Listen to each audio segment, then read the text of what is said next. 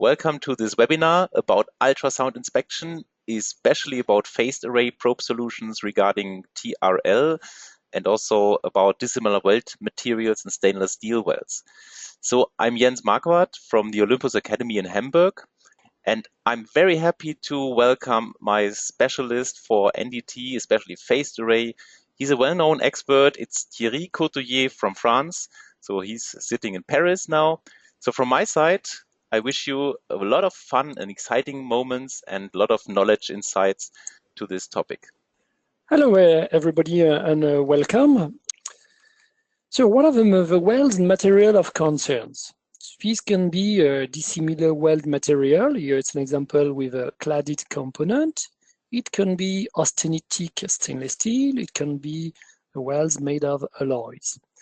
In each case, in fact, the materials have a coarse grain structure, anisotropy material, and that can offer corrosion-resistant properties. The materials, so they are a bit different than carbon steel for two reasons. It can be a matter of composition. Carbon steel is composed mainly of iron and a bit of carbon and some alloys. And then when we go to stainless steel, there is some iron, and on top of that we have carbon, and then the quantity of nickel and chromium will increase. And then if we remove iron and use only nickel and chromium, we can get, or on different alloys, we can get Inconel, for example, which is not stainless steel. The second difference with for this kind of material is about the microstructure. Carbon steel is a ferritic structure, and stainless steel can be ferritic or austenitic or both at the same time. And to switch from ferritic structure to austenitic structure, austenitization process is used. It means heating the steel at at a certain temperature to have a change in the crystal structure from ferrite to austenite. So for these two reasons, we have different properties of the material, and this can affect the ultrasonic inspection. Here we have an example. Carbon steel is right here at the bottom, and if we increase chromium or nickel, then we can see we have ferrite duplex in which it's austenite and ferrite, and then austenite only, and it can be also martensite as well. Where can we find these kind of welds? Everywhere in industry where we need some corrosion-resistant properties, like LNG tanks, pressure vessels, pipelines, and in different areas like oil and gas and power generation, they use this kind of material. Keep in mind that if you need to better know what is the composition of this material, you can use our XRF equipment, which is the Olympus Vanta. You will get an accurate description of a composition. To inspect this kind of weld, primarily radiography is used. And so what I will explain today is that we can, on top of that, we can use ultrasonic inspection as an alternative technique and complementary technique as well. What is different with the inspection of such materials? Radiography, sure, is a well-known technique, and the operation is pretty straightforward for operators who are properly trained. And what people like with this technique is that the results give you a film, even if it's digital. It's a visual technique, making the analysis very easy to understand. I'm not saying it's easy, but easy to understand at least. But one disadvantage of this technique is there are more and more strict legislation restrictions imposing a reduction of radiation level, and this leads to longer exposure time, longer inspection time. On top of that, there is safety issues with radiography for the personnel. So the production area must be cleared, And in this time, during the time, the production must be interrupted, and this can increase the manufacturing cost. These are the two main issues we can face. What about ultrasound? Ultrasound is a well-known technique. It can avoid disruption to ongoing work and compared to radiography, because we have not so high safety issues. We can deliver immediate results, and then it can comply still with the code. So for this reason, it can be used like radiography as well. But ultrasound has also some limitations. And from my point of view, it's always important to understand what can be done, of course, but what are the limitations. So I will try really to share with you some limitations. One of the limitation we can see here is that with this kind of material where we have Inconel, which is a coarse grain structure, and when we use shear wave, for example, the interface will act as a barrier for the ultrasonic energy. So we have to take this into account, and this is because this kind of structure, grain structure, will cause some beam skewing, some splitting, and will attenuate the energy significantly. So then, how to overcome this issue? And it's what I'm going to explain using TRL technique. First of all, here we have a simulation showing that shear waves, if we try to use shear waves of this kind of weld, here it's a simulation with pulse echo, we can clearly see that when the energy is going through the interface, then the beams are really disturbed, energy is spread, and a lot attenuated. Compared to pulse echo, same. Using longitudinal wave, we can see that these longitudinal waves are significantly less affected, and that's the reason why we will use, for this kind of material, when shear waves are not possible, we will use L waves. Let's take an example so that I can explain how to set up this, the inspection using L waves. If we have carbon steel, we can use shear waves with pulse echo technique, and we will skip off the back surface to cover the top area, and then because we can skip, we also cover the bevel which is on the same side of the probe. In this case, we have everything. Heat affected zone is covered, the bevel area is covered, the volume, the top surface as well. Then with austenitic, if we try to do the same with L waves, what will happen? L waves, if we try to skip half the back wall, one of the main issues that we will have is that shear waves will be generated at the same time at a different angle than L waves. But what might happen is that when we will receive some signals with L waves skipping off the back wall, at the same time, maybe we can receive some signals coming from shear waves. Then we get a lot of information, and interpretation is becoming impossible. That's the reason why we cannot skip off the back wall with L waves. So we have to use half skip only. And to perform half skip, of course, we have to move the probe close to the weld cap, like this. And then we cannot, to keep the beam perpendicular to the weld bevel as much as possible, we will target the opposite bevel, as we can see here on the image. So this will cover the main volume, and if we want to cover the top, then we will use high angles above 75 degrees, but it's something I will explain a bit further as well. With high angles, we will get a wide beam spread, and this will allow us to cover the surface inspection, but there are some limitations as well. So in this example, we were just explaining that how to use L waves.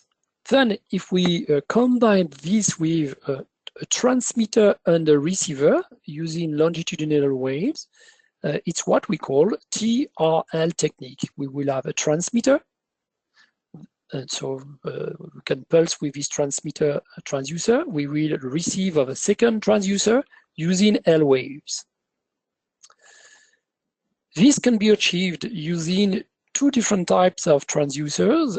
It can be, excuse me, a dual linear array. So each transducer we can see here is composed of a linear array, but it can also be a dual matrix array with arrangement of the elements like an array as it's displayed. I will explain now why, what can be the benefit of one against the other.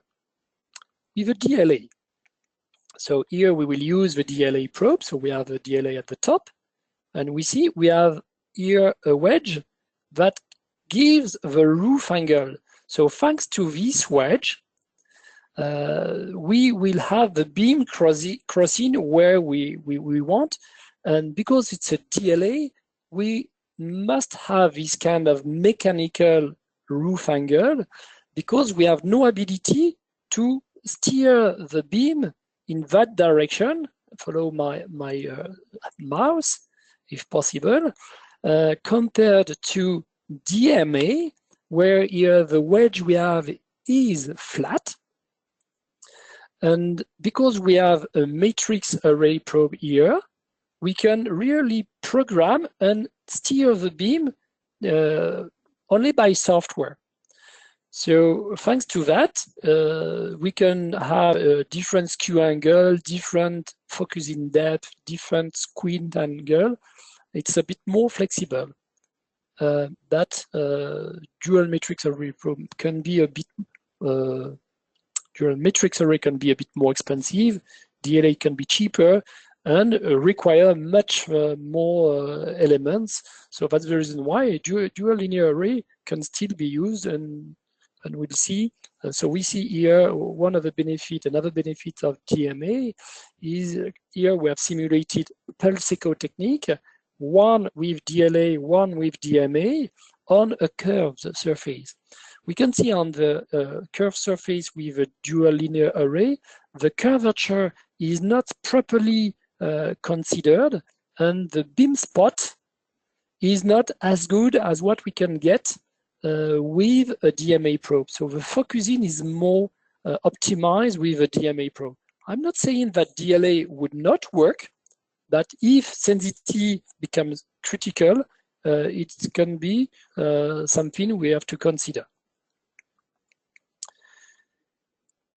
Then what can be the benefit of this technique using pitch catch technique with a transmitter and a receiver is that we can benefit from the pseudo focus. So it means that the signal we get, we receive will come only from the area where the beam can cross each other's. This, as a consequence, will provide an improved signal to noise ratio compared to pulse echo technique. And you will see some signals demonstrating that. On top of that, because it's phased array, we can also use a sector scan that allows imaging, and we know that imaging helps a lot when we need to detect compared to a simple A scan. That's much better. So let's see some examples. So here I have compared on this sample, I have performed some scan using shear waves and TRL technique. So the first scan I performed, that's the probe I have used, 5 megahertz, generating shear waves, and I try to skip off the back surface to cover the weld. So I have some holes here, the small holes, should be seen on the display. So here we have half skip, and this area is full skip. So if in this area, I should see the indication. Nothing can be detected. And we can see in this case, also what doesn't help is that we have some overlay and we get some noise from the back surface. So this prevents from skipping of the back surface. So if we try to move the probe a bit closer to use half skip, then we can see that the hole here can be detected because it's on the same side of the probe. Now what we have to prove, and it's something very important, we must be sure that if we inspect from the other side with the same probe, can we detect this hole to be 100% sure that the beam can travel through the weld material. So if we put the probe on the other side, we can see that the side reload is not detected. So it really means in this case that the shear waves do not propagate through the weld material from here, from the right to the left. It cannot be used. If we do the same but with lower frequency, 225 megahertz, we can see that it's more or less the same. We have no holes detected where they should be detected if we use full skip. And then if we use half skip, again, we can detect the hole which is on the side. So this small hole here, coming up here. And again, can we detect it from the other side so that we can test if the beam the energy can travel through the weld which is here? No, nothing can be detected. Shear waves do not propagate even at a lower frequency. So in this case, it means that the interface from carbon steel to Inconel really act as a barrier.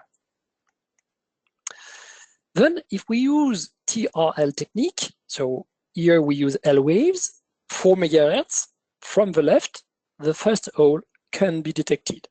Good.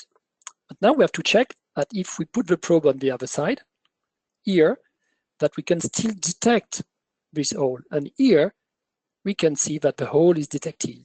So the first one is there, and we can even see the second one because we have pretty high angle in this case. With 225 megahertz is the same. We can see it from one side and from the other side as well. That's fine. Just have a look to this image. We can still have a bit of noise at 4 megahertz. So the image looks a bit more noisier compared to what we have with 2 megahertz. So in this case, I would say that 2 megahertz is a bit better to inspect this material.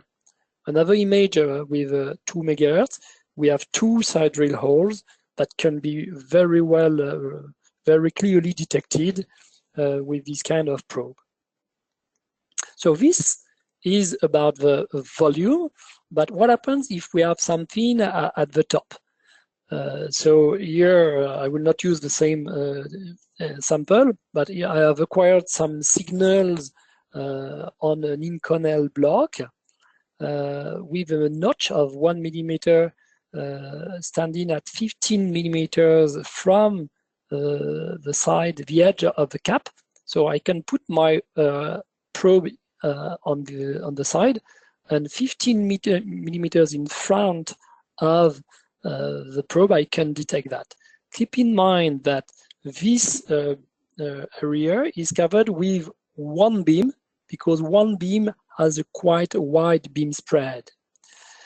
So it means also that if the same indication would be embedded, so would be deeper, I would probably get exactly the same signal because it's covered by the beam more or less in the same way. So it means that unfortunately, when we have high angles, the positioning of the indications, at least in terms of depth, will be difficult really to evaluate. Then what can be the different strategies that can be used with this kind of materials? Because the heat treatment and the composition can change the grain structure. And unfortunately, it's hard to really predict what the best inspection method is.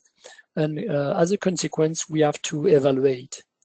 So just to remind, carbon steel, we know shear wave can work and we can skip off a back wall. But we know also that on duplex material, for example, on the stainless steel 304, most of the time shear waves works, and we can also skip on the back wall, and that's that's of course easier. Then when we go to austenitic materials, super duplex, these kind of materials, in some cases, if the grain structure is still fine enough, shear wave can work, but sometimes it doesn't work, and it has to really to be evaluated. And the same for dissimilar weld material. These welds are good candidates for TRL techniques. So if you have then one material and you don't know, what I suggest is that you start from shear wave and perform a test at normal frequency, let's say 5 megahertz. If it doesn't work, then go to a lower frequency. If it doesn't work still, try with pulse echo technique, longitudinal waves, lower the frequency if it still doesn't work. And then you can you can go to TRL technique with different frequencies as well. Always try to keep it simple. If it works with shear waves, pulse echo, keep it simple. You will see with some setup consideration that are coming, but it might be too difficult sometimes with TRL technique. So one of the concerns is for sure calibration. Then with this kind of material, let's say we have the weld material, can be austenitic material, and can be affected, the grain structure will change because of the welding process, of the temperature, and then what it means, what kind of calibration block should I use? It's an important question. Should the block be based on real weld? Should we use a block made of base material only or a weld material only? And what happens with dissimilar weld material? So it's something important to consider, and it's not always easy to properly consider the choice. Keep in mind that what we want to achieve performing the calibration is we want to set up the sensitivity to have a reference level according to a reference indication. And the second thing, which is very important as well, is that you want to ensure that the repeatability can be achieved. If two different inspectors, you should get, they should produce a similar report. And if you want to calibrate several calibration blocks, when you duplicate one block, you should get consistent results. So for this reason, it's something you have to be careful because the material, two different welds can attenuate differently, and in this case you can get different results. It's something of concern. If we consider the codes, then in the code, here's the ISO code for testing of weld in austenitic steels and nickel-based alloys. It's mentioned that sensitivity setting shall be performed on a reference block with a weld. So we have some guidance, and it's also written the type of reflectors that could be used. So it can be sideway holes, it can be flat bottom holes along the fusion face, or it can be notches for the surface inspection.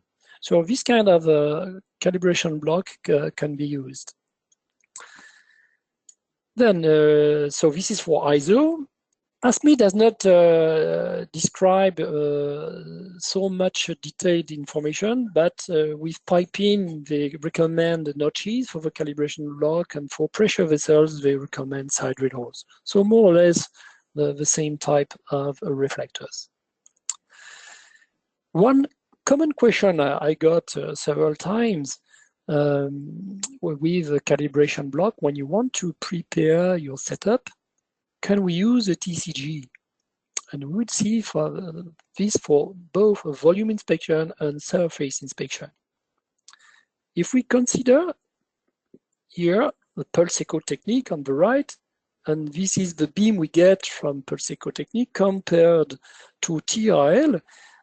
We have simulated that to better show that the area, the useful path which comes from pulse echo technique is much longer compared to what we can get with TRL techniques.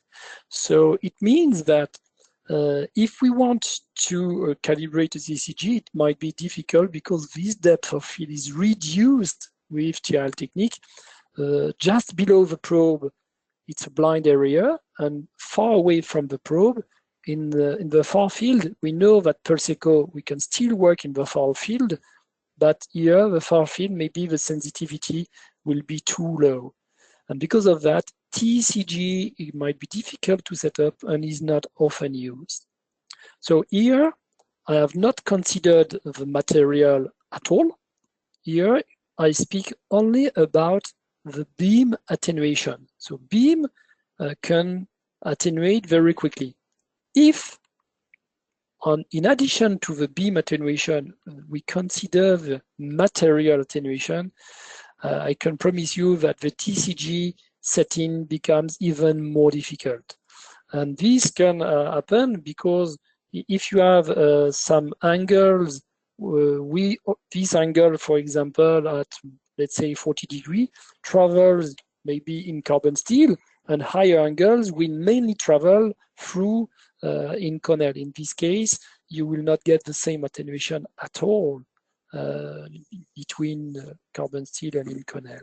So it also means that the consequence of that is if you try to consider an amplitude method to perform the sizing, by comparison to a reference indication, let's say at 80%, this will probably not give consistent results. Because if you have an indication which is on the edge or really in the volume, maybe because the ultrasound will travel through attenuative material, it cannot be compared far away or close to the probe. So this will not, so absolute amplitude comparison will not work. And this is mainly because of the material only. This was for the volume. Now for the surface, as I told you, we have here high angles. And in fact, when we have high angles, we only using one beam can be enough to cover the complete top surface because of this wide beam spread. Why do we get a wide beam spread? In fact, it's because of this. We have here, if we have a probe of 10 millimeter in blue, the effective aperture with high refracted angles become very small. So if we have 85-degree beam, the effective aperture is only 1.3. With 1.3 transducer, it's pretty normal that the beam spread is very wide. And that's the reason why to cover this kind of area, one beam can be enough.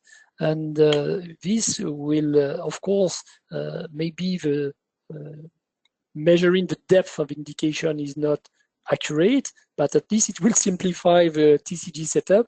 So to set up the TCG, so it's the next slide, something I can just add on top of that, but because we have a wide beam spread, the consequence is also that far away from the probe, the energy will drop very quickly, and these sometimes too far from the probe, we cannot inspect. So above 20 millimeter from the front face of a probe, it's not always easy to detect anything. So that's the reason why when you have a cap which is very, very wide, let's say you have a cap of 50 millimeter, in this case, maybe the cap cannot be completely covered, and the only solution is really to flush the weld cap away, embed the probe on top of the cap to have different position and cover the complete area. That's it. It's normal that we have to do that.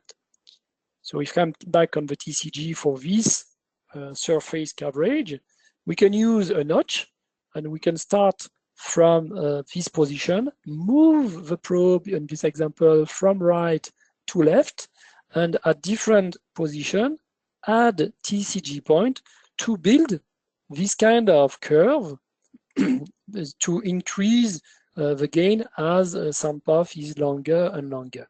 But this can be kept pretty simple. It's very interesting. So from that, what kind of setup can we use? I can suggest two different types. If it's a bit thick, we can use two groups. One will cover the surface with a high angle, one UT beam, that will generate one B-scan on which we can use the TCG. And then a second group, this is something very easy with the OmniScan, we are using a volume group with a sector scan, let's say from 35 to 75.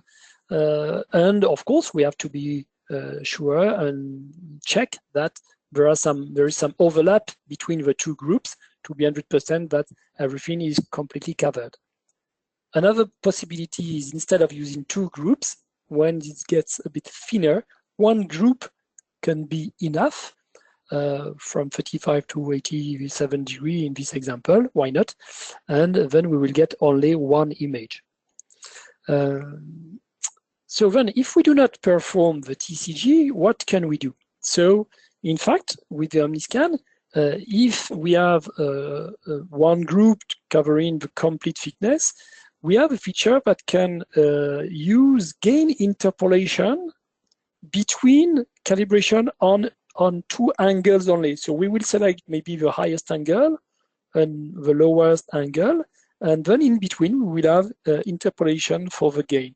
So it can be for three angles as well, and then it will be interpolated and even extrapolated for the additional beams. So this can be used on notches, flat bottom holes. It can be very, very convenient feature. And here you can see on the right, it's what I have used. I can promise you without performing this calibration, this indication is more attenuated than this one because we have high angles. Once we have adjusted that, something I want to tell you about the gain adjustment. In most cases, and not always, but sometimes we have some noise coming from this grain structure. So to avoid having this kind of blue images that does not give an easy detection, is always better to try to keep the noise color as white as possible. So something like this would be much better than that. So for sure it can be because of a frequency you have selected, the probe you have selected, but it's also sometimes possible to reduce maybe a gain a bit to be sure we will not get too noisy image. It will facilitate the detection. And then we can adjust this level, of course, using real indication. It has to be considered as well. Other parameters that should be considered are the velocity of the material, of the wedge angle, the beam angle, the wedge delay must be calibrated as well. All these parameters will also have an influence on the trigonometry readings you get for one indication. So I mean the depth of probe, the distance from the indication to the probe or across the weld. These trigonometry readings are based on this kind of configuration. But keep in mind that probably if you have austenitic, you maybe have this kind of structure here. So in this case, it means that the measurement you will get will not we will consider that, but maybe you will get that. So the results you will get maybe will not be so accurate because of this material structure. And this can be really the case when you have two different materials. So which velocity should be selected? Not easy.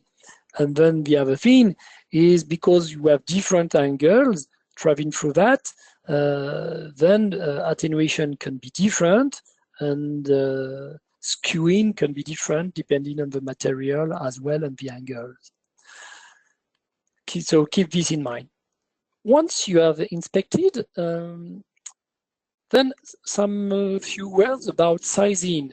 So for sure, sizing is often a bit easier with shear wave than in carbon steel.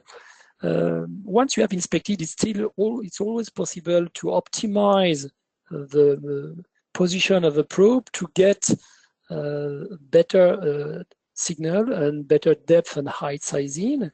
When we can get what we have in the image here, we can have upper tip and lower tip generating this kind of echoes, then it becomes quite easy to size. This can only happen below 60 degrees. But when we have to we detect something above 60 degrees, the amplitude technique is the only one that is possible. It will be less accurate. The resolution will be poor, but it's something that can still be used. I can promise you. I remember doing some LNG tanks application. We used, in fact, well-known samples, and we were able to evaluate if we should use a -3 dB drop technique or -6 dB drop, and to really validate the sizing method. And this was really helpful to help in sizing and, of course, set up the criteria. So this is not as accurate as shear waves, but it's still possible. Okay, so that's it for the different concerns we have in sizing, in setting up all the parameters. Then what happens if we have different thicknesses to cover? In fact, we have different probes which are available. We have selected probes that can answer to common applications.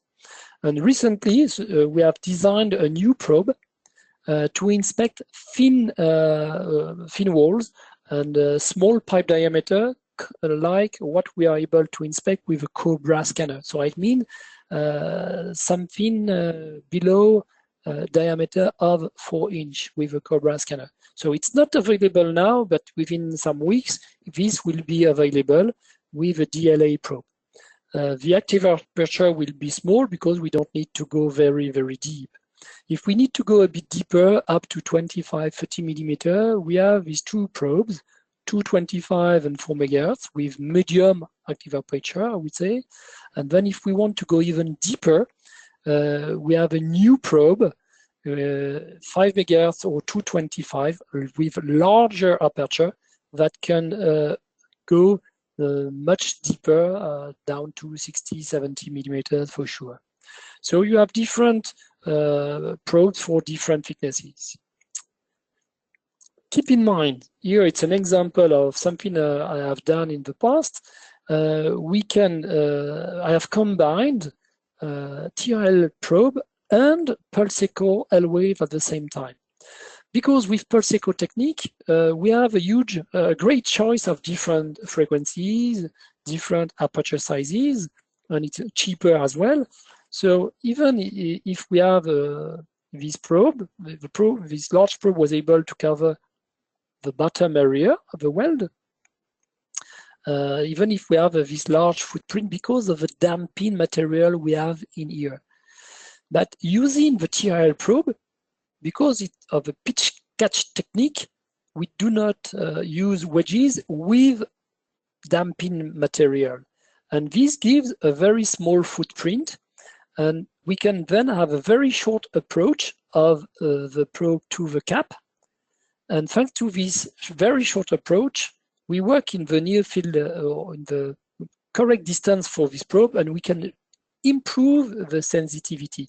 So here we benefit from both techniques at the same time, TRL and pulse echo.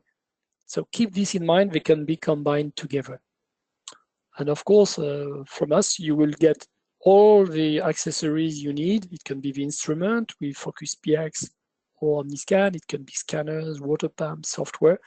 Do not hesitate to come to us if you need any technical support. We will be able to help you as well. So, for conclusion, as I usually say, ultrasound is not magic, and this is the case here as well. There are different issues to overcome, like sensitivity, calibration, sizing, but it's possible to overcome this issue when we prepare the setup. For sure, the first inspection, you really need more preparation compared to radiography, but it can be done. And if you have a lot of welds to inspect, it becomes very, very interesting. The fact is that the inspection method is not always easy to predict because of the structure is sensitive to the welding parameters. In some cases, the cap should be flushed away, especially when it's a bit too wide. But ultrasound can still give you some benefits, like you can avoid disruption to ongoing work. So no need to clear the area of inspection. You can get immediate results. The inspection can be fast and can give you good productivity. And for sure, what is also interesting is that the safety issues can significantly be reduced for the personnel. We have seen that quite a wide range of thickness can be covered. We can comply with the codes. And the feedback I got from you, our customers, is that the probability of detection we can get from this TRL technique is really very, very good. So do not hesitate to use this kind of technique. I'm sure you will be happy about that. So this was my last slide. So as a conclusion, if you need, because I know time is running and it's not enough, if you need additional information on how to set up this kind of inspection method, we have an existing webinar available on Olympus IMS website. Search for setup and use Olympus dual matrix array probes. You will find this webinar. Chris Magruder, my American colleagues, explain how to set up that with the OmniScan, and you will get more information. Do not hesitate to go there. Thank you to all of you. A big thank you to Thierry. That was a great webinar, but also to the audience for your attention. So thank you very much, and I wish you a good day and hopefully see or hear you soon. Thank you. Thank Goodbye. you. Thank you to all of you. Thank you very much. Bye-bye.